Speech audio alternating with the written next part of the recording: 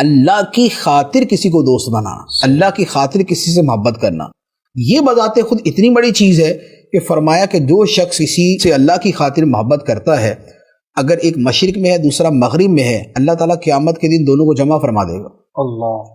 अच्छा, इसी तरह फरमाया कि जब कोई बंदा अपने घर से किसी दोस्त से मिलने के लिए निकलता है जिससे वो दोस्ती अल्लाह की रज़ा के लिए करता है, तो 70,000 फरिश्ते उसके लिए दुआ करते।